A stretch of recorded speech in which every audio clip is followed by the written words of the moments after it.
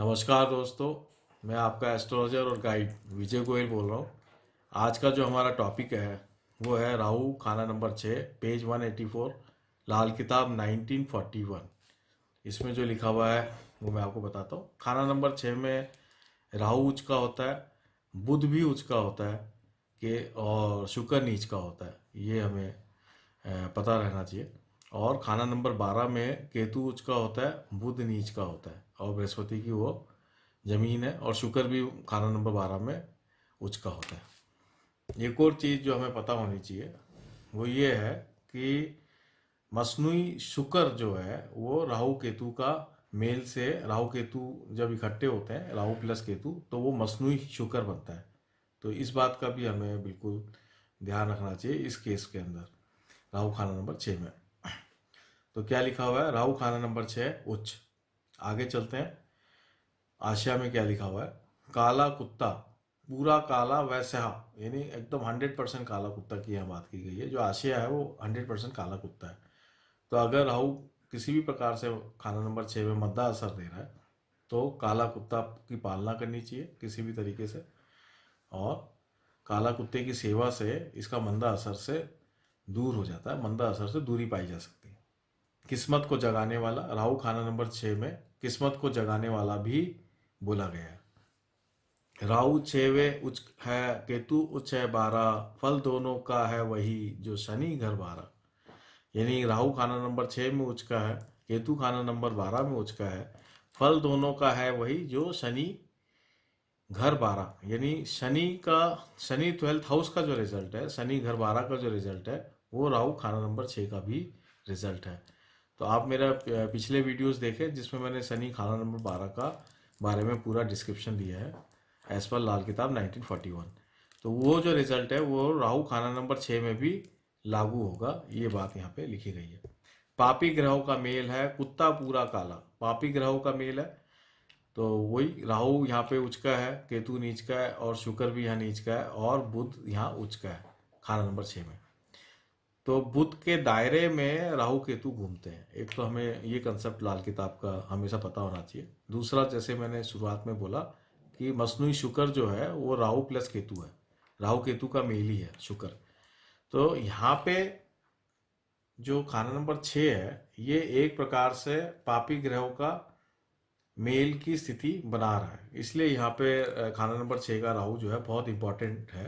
पापी ग्रहों के अंदर जो है शनि, राहु और केतु, ये 3 ग्रह आते हैं। इस 3 ग्रहों को लाल किताब में पापी ग्रह माना है। पापी ग्रह का मेल है कुत्ता पूरा काला, यानी ये ऊपर जैसे आशय में लिखा है कि कुत्ता यहाँ पे 100% काला रंग का है। तो कुत्ता बेसिकली केतु की आशय है, और यहाँ पे ये काला रंग का। यहाँ राहु का उपाय केतु द्वारा किया गया है।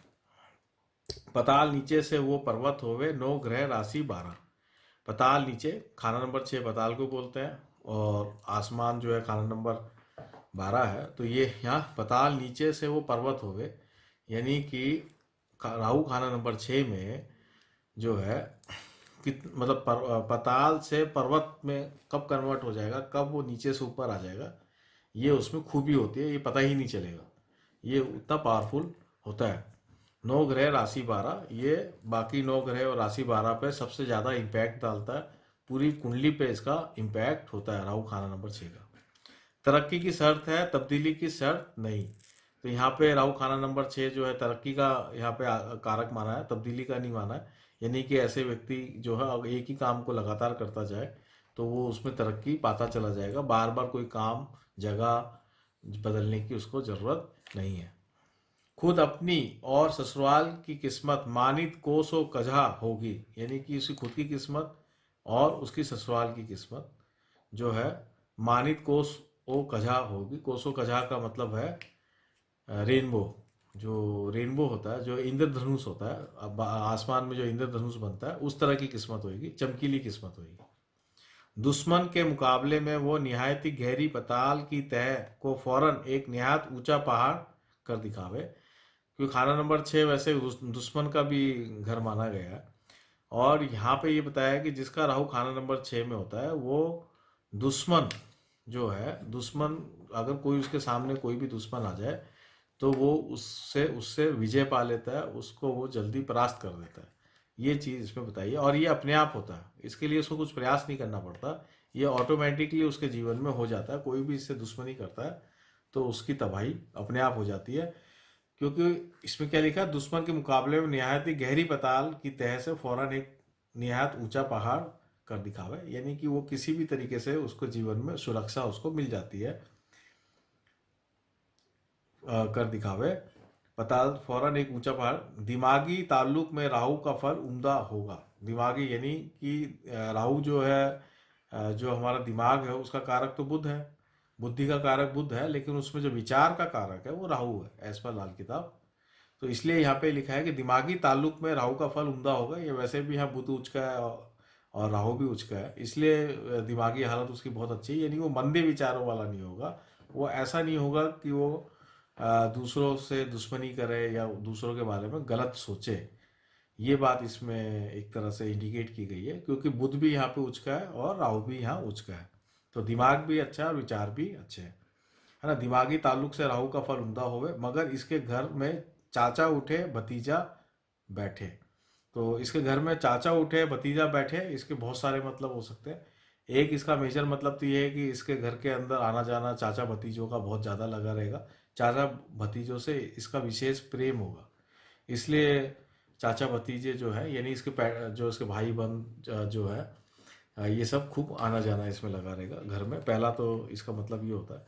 और दूसरा एक नेगेटिव सेंस में भी मतलब ले सकते हैं कि चाचा, यानी जब भतीजा हो तो शायद किसी चाचा की डेथ हो जाए, ऐसा भी इसका मतलब हो सकता है। इसका भी हम एक आइडिया ले सकते हैं कि जब भी जातक का भतीजा पैदा हो, यानी जातक के भाई का बच्चा अगर कोई पैदा हो, तो घर में जातक के चाचा, किसी चाचा की डेथ हो जाए कुछ समय में, तो इसका मतलब ये भी हो सकता है। लेकिन मैं पहला मतलब भी लेके जा रहा हूँ कि सब चाचाओं से इसका विशेष प्रेम होगा और सब भतीजों से इसका विशेष प्रेम होगा, ये ज़्यादा मुझे सटीक लगा। दीवान खाना कायम रहे की तरह बीमारी का साथ जरूर रहे, जब तक कि वो मंगल से दूर रहे। तो दीवान खाना कायम रहे, अगेन वही कि घर में जो है बहुत लोगों का आना जाना रहेगा, और साथ में बीमारी का साथ भी रहे। यानी खाना नंबर 6 कई बार जो बीमारी देते हैं वो ऐसी बीमारी देते हैं, अनबुझी बीमारी देते हैं, जो जिसका इलाज संभव नहीं होता या समझ में नहीं आता।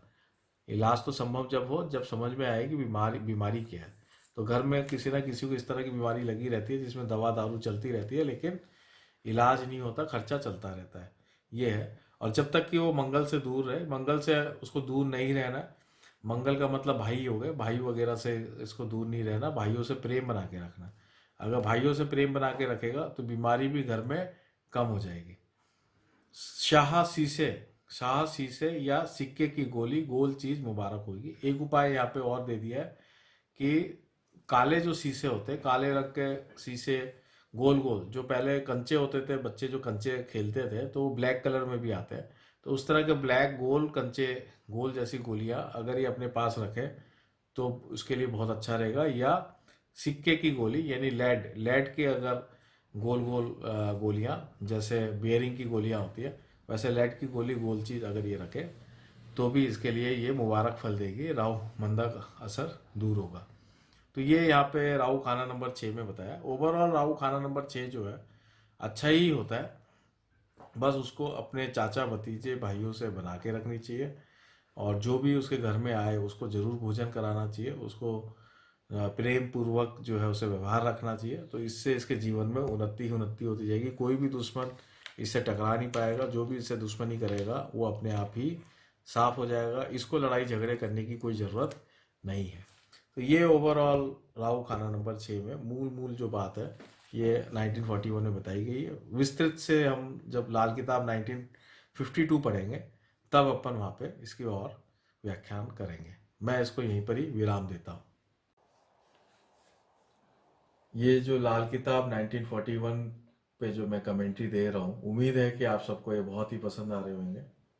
ये एक ओरिजिनल ऑथेंटिक कमेंट्रीज हैं, और जो भी लाल किताब सीखना चाहता है उनके लिए बेसिक्स हैं, उनको ये समझ में आएगा कि कैसे ओरिजिनल लाल किताब को हम इंटरप्रिटेट कर सकें। तो आप इस चैनल को, मैं चाहता हूँ कि आप इस चैनल को जो है सब्सक्राइब करें, लाइक करें, उसमें जो बेल का आइकन होता है उसको आप प्रेस करें, कमेंट दें। आप कमेंट बहुत ज़रूरी है। कमेंट देने से एक टू वे हमें कम्युनिकेशन का पता चलता है कि आपको ये पसंद आ रहा है नहीं आ रहा है। कोई आपका सुझाव हो, आइडिया हो, वो आप दें ताकि हम उसको इंक्लूड कर सकें और इसको बेटर कर सकें। आपकी कोई क्वेरी हो, कोई शब्द आपको नहीं समझ में आया हो, तो वो आप दें तो मैं उसको आगे नई वीडियोस में एक्सप्लेन कर पाऊँ। इसको और बेहतर करने के लिए आप जो भी आप मेरे को सजेशंस देंगे वो मैं ज़रूर उसको फॉलो करूँगा। ज़्यादा से ज़्यादा जो जिज्ञासु लोग हैं उसमें ये फैले, इसलिए आप लोग इसको शेयर करें, ज़्यादा से ज़्यादा शेयर करें। जो लाल किताब सीखना चाहते हैं या जो ज्योतिष की बेसिक नॉलेज को समझना चाहते हैं, वहाँ पे आप अपने ग्रुप्स में, फेसबुक में, आपके जो भी सोशल हैंडल्स हैं वहाँ पे आप इसको शेयर करें ताकि ज़्यादा से ज़्यादा जिज्ञासु लोगों के पास ये ओरिजिनल जो ऑथेंटिक कमेंट्रीज है वो पहुँच पाए। नमस्कार। जय हिंद।